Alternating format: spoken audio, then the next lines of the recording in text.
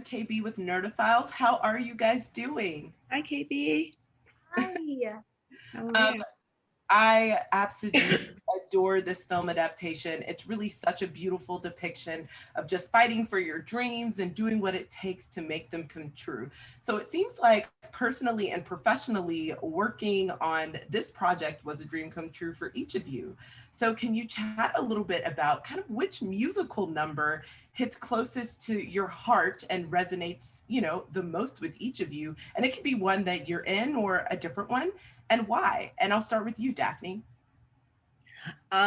Yeah.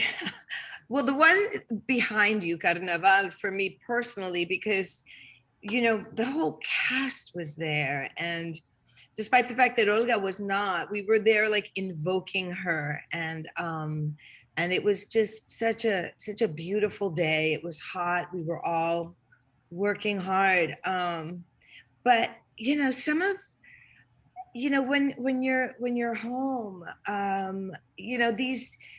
these songs are so, and the dance number, the blackout number in the Heights. I mean, I think each song has its own, like, oh well, the song that's playing is my favorite song right now. How could I not say 96,000? So I mean, because it's that kind of musical that like continues to consistently raise its own bar, and really take us on this like a roller coaster ride um, that involves dancing. Yeah. Yeah, and for me, I have to say that it was as well Carnaval. Um, Alongside all of them, they were all special. They all had their moments we prepared, but Carnaval was, there was a spiritual embodiment in Carnaval. Like the energies were, I mean, throughout rehearsals, we felt it.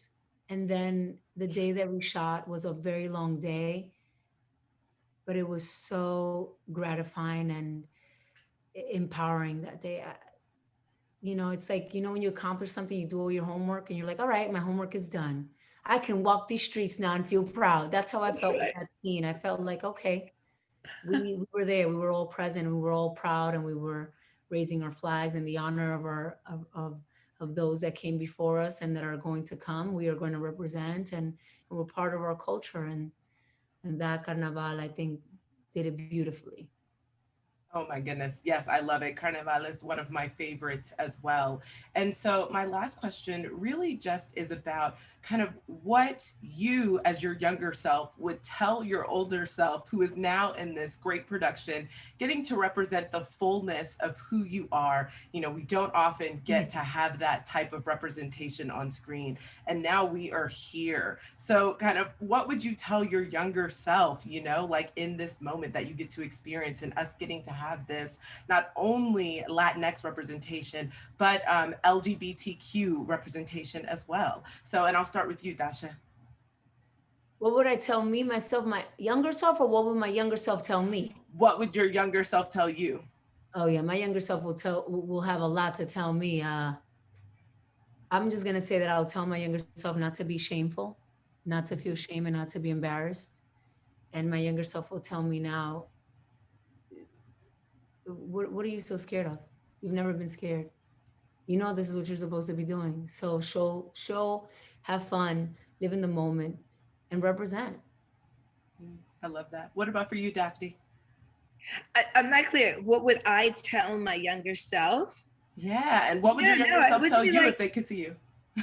yeah, no, just trust your instincts.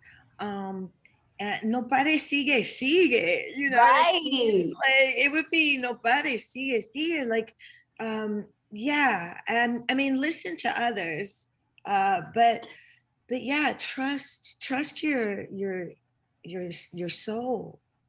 I think I'd say that. I love that. I love it. And thank you so much for your performances. I love this body of work. And just thank you so much for chatting with Oh Nerdophiles. my God. Thank Thank you you, for your KB. support.